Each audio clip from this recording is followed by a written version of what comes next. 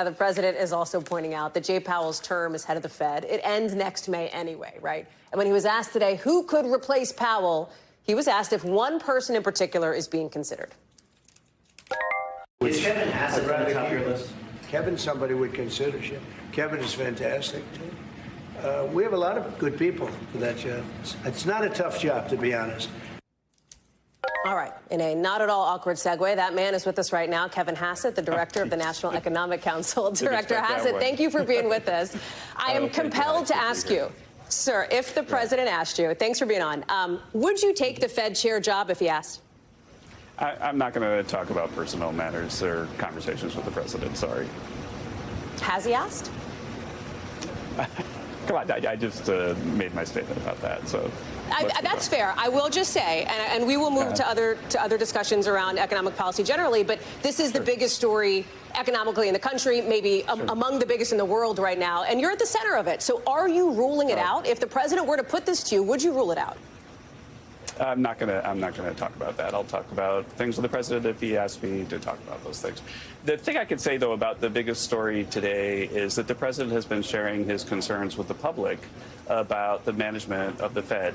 And I think that everybody in the White House understands that independence of the Fed is super important.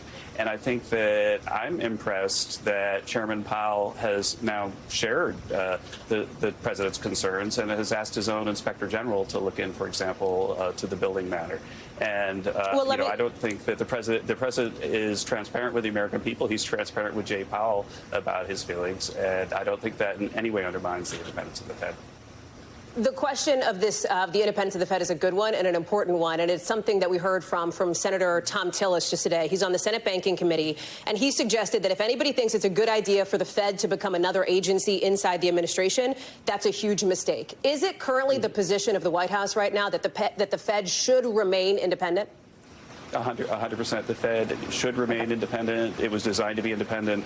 And I can say that there's a massive literature by, academic literature by top economists that have studied what happens when countries have central banks that lose their independence. And it's bad for the economy and bad for markets. So the independence of the Fed is really the highest priority for everybody in this White House. Okay. We have policy. The president has policy disagreements. He thinks that the Fed has been mismanaged. He's been discussing his own views about what policy should be, but he's not disrespecting the independence of the Fed, and I think he reiterated that today. So on that, he's been clear about what he wants to see the Fed do. He'd like to see Powell to cut rates by as many as 3 points. Is that something you agree with? Is that what you would do? Is that what you want to see? 3 points? I think that if you look at local history in terms of interest rates, you'll see that in terms of recent history, that usually what happens is there are coordinated economic policies between, say, the European Central Bank and the Federal Reserve. And if the Federal Reserve had acted at the same pace that the ECB had, then rates would be maybe about 2.5% lower than they are today. And so when people look at the fact that while central banks around the world are reducing rates this year, that the Fed hasn't changed rates since President Trump was inaugurated, then there's a concern, a legitimate concern, that the independence of the Fed is not being respected by the Fed members themselves. And so when the president speaks up about interest rates, he's actually talking about something that market participants are talking about, too, because people, if you look at the normal correlation between ECB policy and Fed policy, we're at a really big, unusual outlier that the U.S. rate is so much higher than Europe's rate, for example. And so I think they're seeing inflation go down. We saw today a producer price index print where inflation was actually 0 for the month, and yet the Fed is continuing to keep rates much higher. And so people worry about that policy, but don't disrespect the independence of the Fed.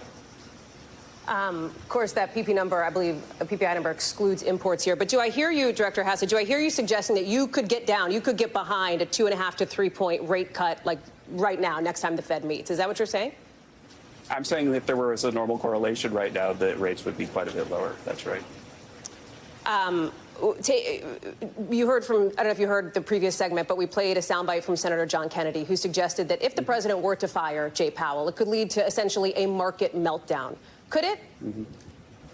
I don't know if there's any precedent to that, so it's very difficult to say. But I think that stability at the Fed and independence of the Fed are very important factors for the economy, for sure. Have you encouraged the president to keep Powell in his position? I can't talk about private conversations that the president started. Well, let me ask it this way. There's this question of whether he even has the authority to fire Jay Powell. No, you said for months, and I've seen your, of course, you've said, hey, the White House is studying that. We've heard you say, even recently, as a few days ago, if in fact, there is a legal leg to stand on, essentially. What's the verdict? You've been studying it, you've been looking at it. Does this administration believe that it legally is allowed to fire Powell? It's a highly uncertain legal matter. It's something, if you go back and look, Hallie, that I wrote about long before I was in the White House at the Wall Street Journal. There's a scholar at the University of Pennsylvania named Peter Conti Brown who wrote a whole long book about the matter. And so it is a thing that I think is controversial in legal circles, whether it's possible or not. So no determination has been made, though, on the part of the White House at this point? Is that what you're saying? I have not received a final statement on that from White House counsel, nor am I aware of whether they're about to send one. I want to get into trade just briefly before we have to let you go. But before I do, I just want to level set here, because candidly, sir, it sounds like from the language you're using, stability, wanting to have certainty, et cetera. It doesn't sound like you want President Trump to fire Jay Powell. Is that fair? I serve the president. That's what I want to do, is serve the president. But you're one of the most important economic voices in the country. You're in his ear. Do you want him to do that or not? I'm director of the National Economic Council, and I help all the cabinet agencies follow the president's directives. So that's what I want to do. I want to do my job.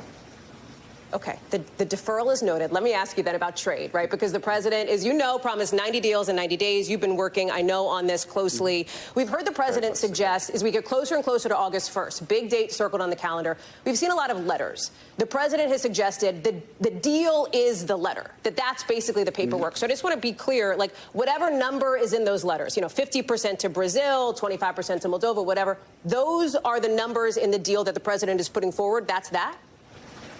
Well, I think that what's going on is there are ongoing negotiations with many, many countries.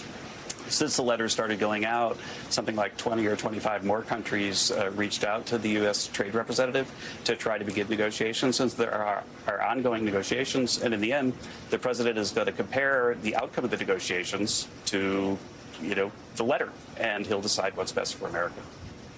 Okay, so there's wiggle room there. There's negotiation going on right now with many countries, and I think in the end, the president's going to look at the deals that we've agreed to, and then he's going to think about, the offer in the letter, and he's going to decide what's best for America. And I expect that to happen by the beginning of August. So as we look to the beginning of August, as we look to the end of summer, the beginning of fall, if these tariffs do go into effect at some of the rates that have been discussed by the White House in some of these letters, can you guarantee that the American consumer will not pay more for the stuff that they want or need? I can say that what's been going on from the beginning all the way back to January is that people have been saying that the president's trade policy is going to cause a spike in inflation, and that hasn't happened. In fact, inflation has gone down. We've got inflation at the lowest level in something like 4 years. And I've talked over and over in television hits that you could, cut and paste if you'd like, about the economics of why it is that if you have a trade deficit with a country for many, many years, then by definition they're supplying goods to you inelastically, which means that if you put a tariff on, then the suppliers of that country are going to bear a big chunk of that tariff. And that's the only really explanation for what we're seeing. The Council of Economic Advisors, for example, just put out a report that said, in fact, the price of imported goods has been going down, not up, during this period where we've raised, almost a couple $100 billion in tariffs. That's something of a puzzle for the people who believe that tariffs are going to cause inflation. And I think that the people who continue to say that should think about why that happened. Why is it that inflation went down while the tariff revenue went up? And I think when they do that, they'll understand that the story that I've been describing is accurate. Of course, those most punishing tariffs haven't gone into place just yet. Director Kevin Hassett, we do watch all of your hits. Thank you very much for being on. We're glad to add this one to the list. But thanks for having me. Appreciate you being on the show, sir. Thanks. Come back soon. Thank you. We thank you for watching. And remember, stay updated on breaking news and top stories on the NBC News app or watch live on our YouTube channel.